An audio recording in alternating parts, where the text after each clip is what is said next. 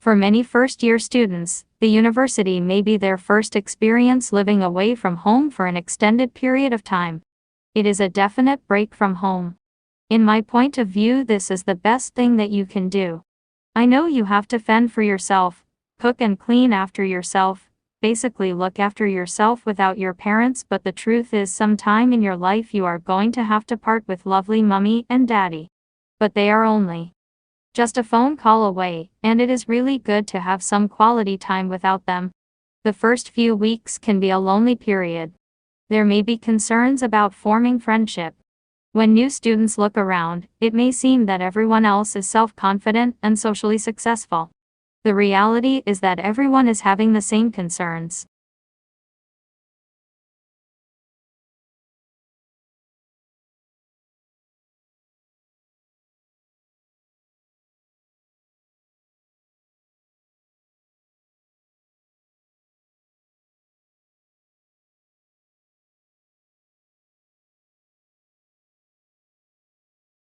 An eccentric mix of English, German and French has entered Japanese usage with grand abandon. A kariya woman is a career woman, and a mansion is an apartment. This increasing use of katakana, or unique Japanese versions of Western words, and the younger generation's more casual use of the Japanese language have prompted Prime Minister Junichiro Koizumi to worry that these new words may not be understood by a wider audience. As a result, a government panel is proposing to publish a manual on how to speak proper Japanese. Foreign words became katakana Japanese because no existing Japanese words could quite capture a specific meaning or feeling. When the word cool traveled east, all of its English connotations did not make the journey.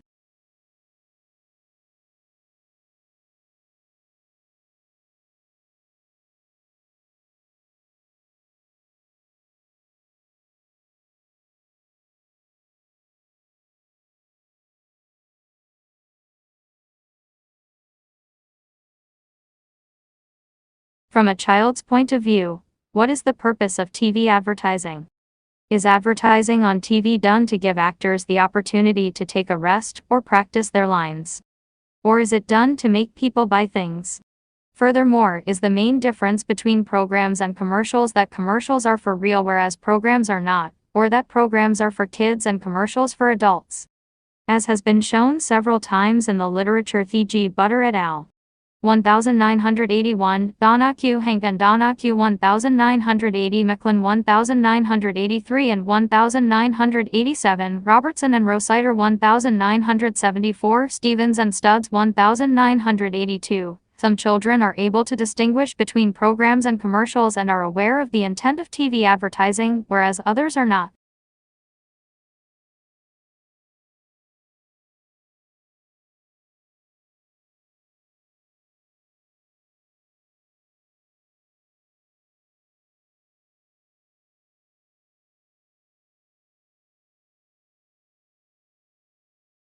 Complementary therapies, such as those practiced by naturopaths, chiropractors and acupuncturists, have become increasingly popular in Australia over the last few decades. Interest initially coincided with enthusiasm for alternative lifestyles, while immigration and increased contact and trade with China have also had an influence. The status of complementary therapies is being revisited in a number of areas: legal regulation, the stances of doctors' associations, their inclusion in medical education and scientific research into their efficacy. With the exception of acupuncture, complementary therapies are not routinely funded through Medicare, so there is little administrative data regarding their use. However, the ABS has some data about the use of complementary therapies which can help inform discussion.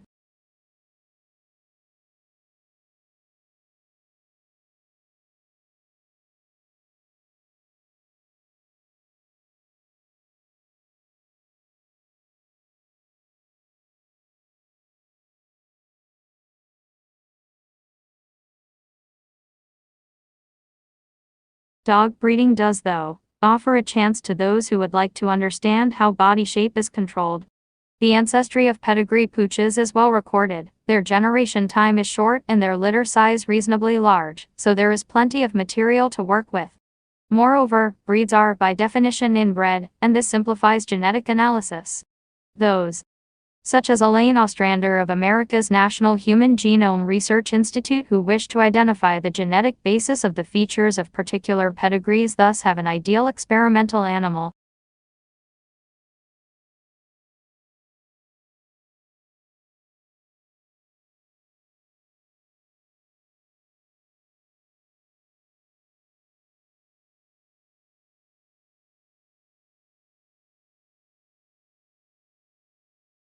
Bhutan is the last standing Buddhist kingdom in the world and, until recently, has preserved much of their culture since the 17th century by avoiding globalization and staying isolated from the world.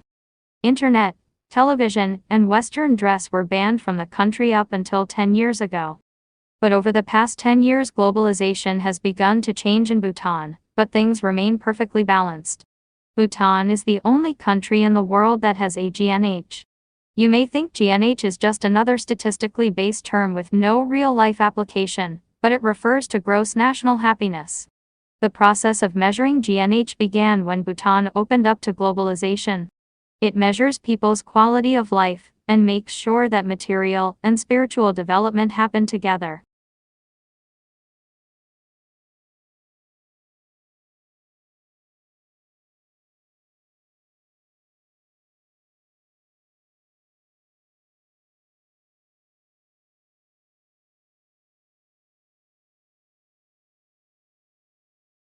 Although little quantitative evidence on negative impacts on native wetland biota and wetland function was available at the onset of the control program in 1985, recent work has demonstrated that the invasion of purple loosestrife into North American freshwater wetlands alters decomposition rates and nutrient cycling, leads to reductions in wetland plant diversity, reduces pollination and seed output of the native Lycrum alatum, and reduces habitat suitability for specialized wetland bird species such as black terns, least bitterns, pied-billed grebes, and marsh wrens.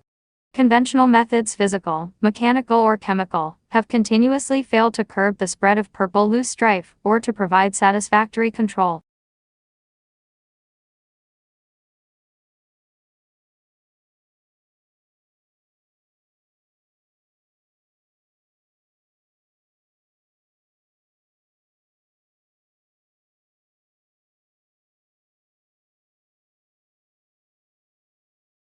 The invasion of non-indigenous plants is considered a primary threat to integrity and function of ecosystems.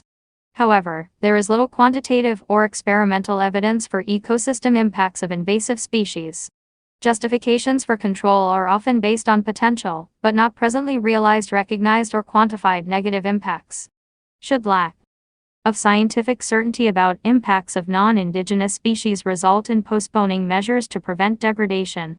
Recently, management of purple loosestrife, Lycrum salicaria, has been criticized for lack of evidence demonstrating negative impacts of L.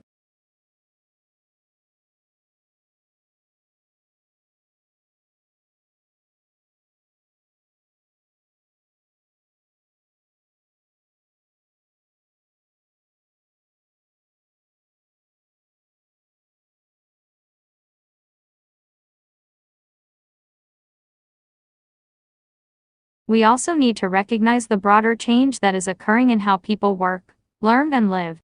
Increasingly, we are moving away from a linear relationship between education, training, work, and retirement as people move in and out of jobs, careers, caregiving, study, and leisure. Employers of choice remove the barriers between the different segments of people's lives by creating flexible conditions of work and a range of leave entitlements. They take an individualized approach to workforce planning and development so that the needs of employers and employees can be met simultaneously.